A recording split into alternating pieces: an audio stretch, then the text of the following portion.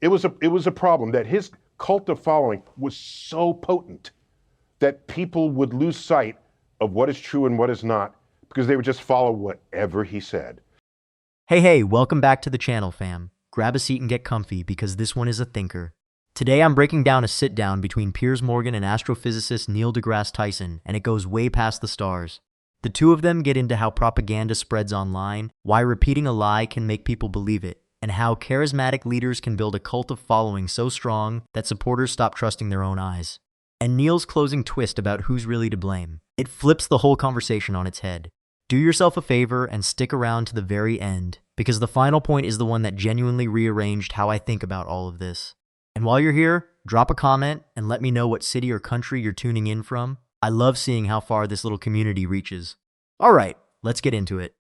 What do we Maybe do we though? need What do we different do though in an era of disinformation that is promoted aggressively through the internet? And I'm talking specifically, for example, Vladimir Putin's propaganda to the Russian people that actually what he's doing in Ukraine is a special operation to remove Nazis from a country that is actually run by a Jewish president.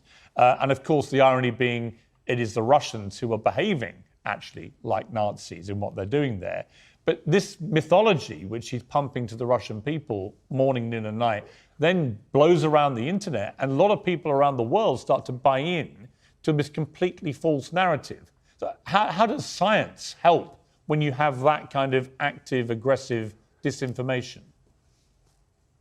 So in the chapter Truth and Beauty, I spent a fair amount of time evaluating what the meaning of truth is, especially as different people interpret it. And one branch of that would be a personal truth, let's say. And this is like, let's say, Jesus is your savior, right? In a free country where we have freedom of religious expression, no one is going to take that from you. That's a personal truth. But if you want to have other people agree with that truth, and they might have a different savior or a different religious tradition, then it will require some serious act of persuasion, but in the limit, as we've seen in the history of civilization, outright warfare and bloodshed and death.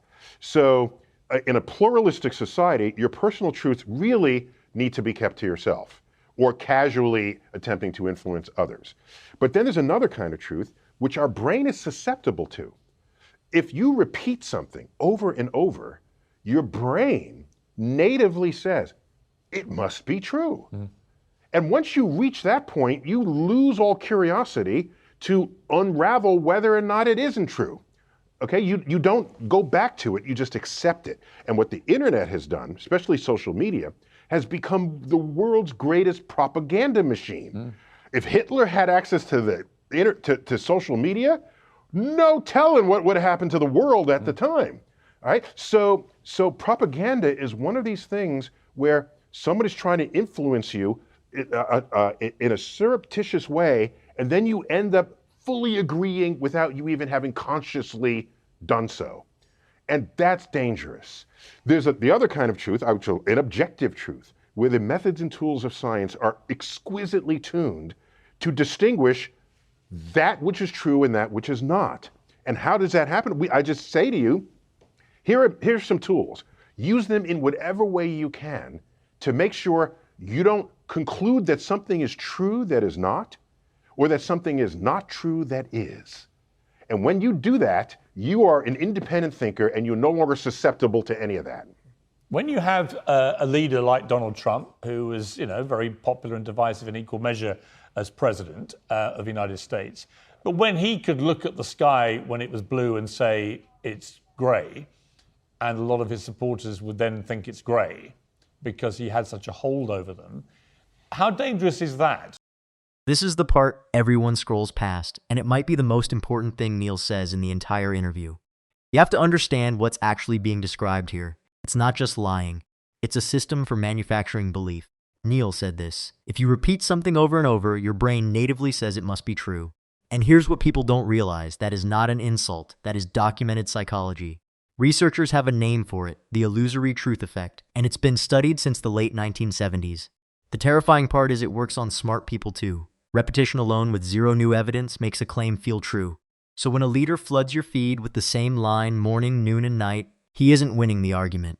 He's bypassing the argument entirely. And then Neil drops the line that should be on a billboard. He said the internet, especially social media, has become the world's greatest propaganda machine. Think about how heavy that is. Every authoritarian in history needed newspapers, radio, control of the printing press.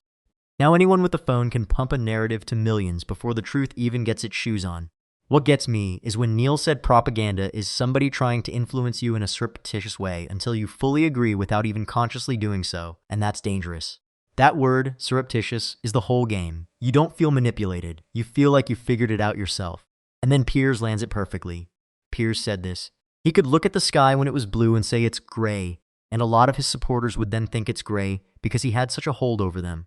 That is the entire problem in one sentence. When loyalty replaces your own eyes, you've stopped being a citizen and started being an audience. Yeah, so what happens is if you're in a democracy, if the electorate, in a democracy, you expect there some power of sway that is given to those with personality, all right, with charisma. All right, President Kennedy had a bit of a charisma about him. So you kind of expect that. You even want a little bit of that. I don't have a problem with this. We don't put people into the presidency based on their resume.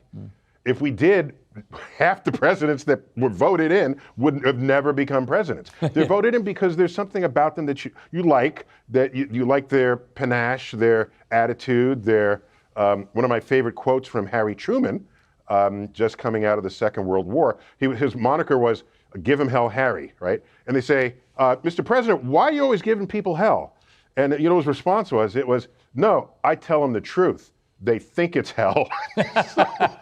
So he was an honest guy. So I think it's okay to like someone on a personal level. People said of George W. Bush that, you know, my issue with him was that he couldn't pronounce the word nuclear, yet he had access to nuclear codes. So as a physicist, that was a little worrisome. But people said you can have a beer with him. And I spent a little bit of time in that Bush White House. And one time we made eye contact, and I felt like I'd known him my whole life. There was some extra chemistry there. And I see that, and I understand how politicians can rise because of it. But at some point, they cannot be the total source of your knowledge and your enlightenment and your wisdom, because you're an individual. And especially in the American documents, there's probably at least some of this in other Western world democracies, but certainly the American documents, it is a government of the people, by the people, and for the people. It's our government. It's not the leader's government. And we can forget that after a while. We can say, I want the leader to make all decisions for me. Then what are you? Then you're a follower, but it's the leader who actually should be following you. In a democracy, even in a republic, where you have someone in between you and the top dog. So it was a problem that his cult of following was so potent that people would lose sight of what is true and what is not, because they would just follow whatever he said. That's just, at the end of the day, dangerous. Here's the part that blows my mind, because Neil could have just bashed politicians and grabbed his applause. He didn't. He went deeper, and it's actually more damning. Neil said this: "We don't put people into the presidency based on their resume." And he's right, and that's not a defense of bad leaders, it's an explanation of how they slip through. We vote on vibe. We vote on who feels like one of us. That instinct is human, but it's also the exact crack a manipulator pries open. What I respect is that he gave credit where it's due. He brought up Harry Truman, and Neil relayed Truman's old line that he tells them the truth and they think it's hell. You see the contrast he's building? A leader who gives you the hard truth versus a leader who hands you a comfortable fantasy. Both can be blunt. Only one is honest. And here's what people don't realize. Charisma is morally neutral. It's a tool. The only question is whether it's pointed at the truth or away from it. Then Neil said the line I wish more people would sit with. He said, "It's our government, it's not the leader government." Let me break down why that matters. The entire architecture of a democracy assumes the leader answers to you. The moment you start saying you want the leader to make every decision for you, you've quietly handed away the one thing the whole system was built to protect. And that's exactly where his big point lands. Neil said his cult of following was so potent that people would lose sight of what is true and what is not because they would just follow whatever he said. A cult of following, not voters, not supporters, a following. When the man becomes the truth, facts become optional, and that's how a democracy rots from the inside while everyone is still cheering. You made a very good point in the book that there are not many people left alive who probably remember what it was like to actually endure Nazism, for example, fascism at its worst. And that because of that, when it comes round again in the way that we're seeing now in certain parts of the world, people don't really understand the danger or how bad it can get very quickly. I just suggested that might be a cause because you, like you just said, not just signs of it in the United States, but many other parts in the world. There are leaders that are rising up where their personality and their charisma to their followers is bigger than any analysis of objective truths that should be behind the decisions that are getting made. And once you control the public, your electorate at that level, then they're putty in your hands. So I hate to be so cynical, but the last person a politician wants is somebody who can completely think for themselves. It means they're not susceptible to, and by the way, I'm not even blaming politicians, because why do politicians lie?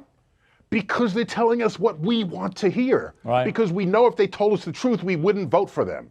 So politicians, I think, are a symptom of the public's, of the state of the public, not the other way around.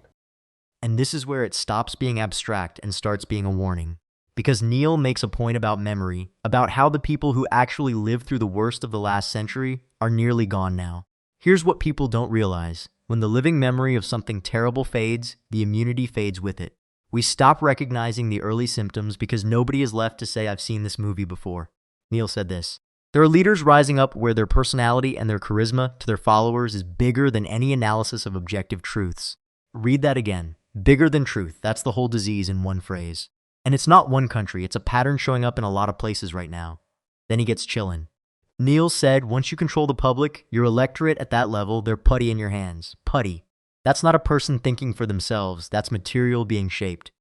And history rhymes here. The Roman Republic didn't fall to an invading army. It handed itself over, piece by piece, to strongmen who promised stability and flattery in exchange for power. Centuries of self-government dissolved because people preferred a confident voice over a complicated truth. But here's the twist that makes Neil's take so sharp and honestly so uncomfortable. He refused to dump all of it on the politicians. Neil asked why politicians lie, and he answered it himself. Because they're telling us what we want to hear, because if they told us the truth, we wouldn't vote for them. Oof, that one's aimed at us, not at them. And he closes with the line that reframes everything. Neil said, politicians are a symptom of the public, not the other way around. Let me sit with that for a second. It would be so easy to blame the loud guy at the top, but Neil is handing us the mirror. The demagogue doesn't create the appetite. He feeds one that's already there. Which means the fix was never going to come from removing one man. The fix is US deciding we'd rather have an uncomfortable truth than a comfortable lie. That's the homework. And most people really don't want to do it. So what do you guys think of this? Leave your thoughts down in the comments. Please like and subscribe, and I will see you in the next video.